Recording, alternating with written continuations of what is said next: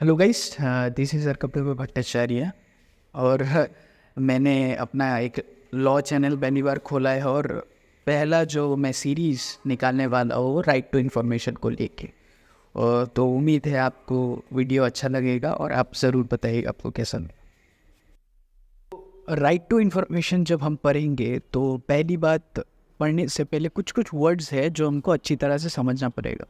जैसे कि public authority हो गया, फिर उसके बाद अब अकाउंटेबिलिटी और जो सिटीज़न का मतलब ये जो ट्रांसपेरेंसी का क्या बात है और जो ऑब्जेक्टिव है इस एक्ट का, वो समझना बहुत ज़रूरी है। बिकॉज प्रोविशंस अगर हमको समझने हैं तो ऑब्जेक्टिव समझना बहुत इंपॉर्टेंट होता है।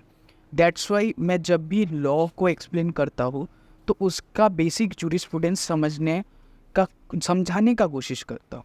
सो अगर राइट टू इन्फॉर्मेशन एक्ट की बात करें, अगर फर्स्ट लाइन हम देखें तो इसमें क्या गया है? The right to information act is a legislation to ensure transparency and accountability in government by granting citizens the right to access information held by public authorities. So public authorities first of all हमको जानना है।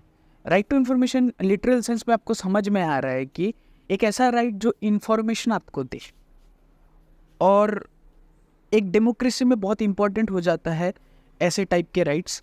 कारण क्योंकि हम कभी कभी समझते हैं कि सिर्फ वोट देना डेमोक्रेसी का मतलब है, लेकिन एक जिसको आपने चुना, क्योंकि रिप्रेजेंटेटिव फॉर्म ऑफ गवर्नमेंट होता है इंडिया में, तो जिसको आपने चुना उसका डे टू डे फंक्शनिंग और वो क्या कर रहा है, कब कर रहा है, उसका अकाउंटेबिलिटी और वो कितना ट्रांसपेरेंटली काम कर रहा है बहुत इंपॉर्टेंट हो जाता है समझने के लिए, ताकि गुड गवर्नेंस मिले हमको।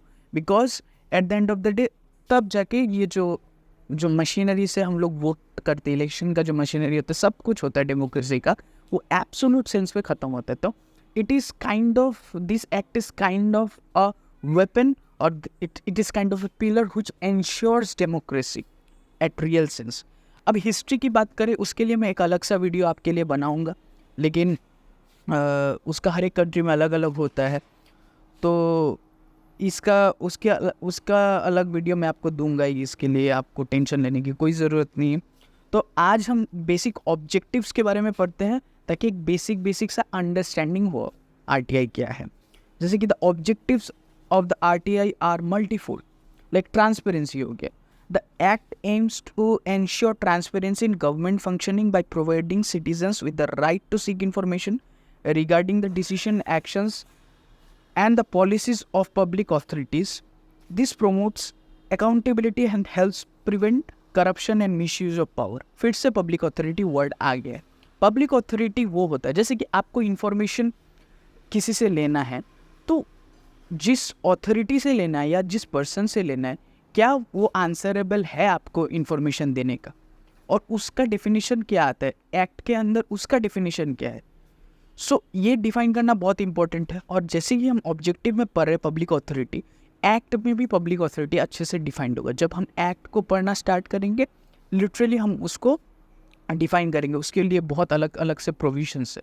सो ट्रांसपेरेंसी में बहुत इंपॉर्टेंट आ जाता है। आज जो कोई भी एक पब्लिक अथॉरिटी काम कर रहा है या मैंने आपको फॉर एग्जांपल एक नेता का ही बात कर दिया, उसने अगर किसी बजट एलोकेशन किया कहीं पे, वो कहीं पे पैसा डाल के कोई काम करना चाहता है, असल में उसने किया कि नहीं, और ये जानने के लिए हमको कौन सा एक्ट हेल्प करेगा? आरटीआई। अकाउंटेबिलिटी हो जाता है एक साथ, उसके साथ मतलब ट्रांसपेरेंसी के साथ आपका कनेक्टेड हो जाता है अकाउंटेबिलिटी। फिर ये सिटीजन्स को एम्पावर करता है, इन रियल सेंस डेमोक्रेसी देता है ट्रूएस्ट सेंस में।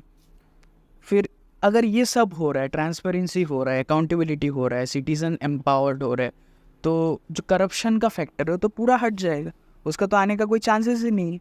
और मैंने जैसे आपको बोला, जैसे कि आपको बेसिक जूरिस्प्रूडेंस अगर समझ में आ गया ना इस एक्ट का, आप डिराइव कर सकते हैं।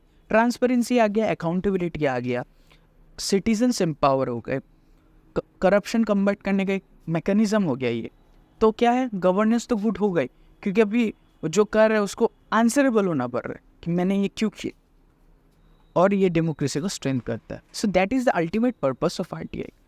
उम्मीद है आपको ये वीडियो अच्छा लगेगा, और अगर आपको अच्छा लगा तो बताइएगा। ये तो मैंने जस्ट पहले शुरू किया है, फिर धीरे धीरे हम इन डिटेल इसके बारे में बहुत सारे वीडियोस बनाएंगे।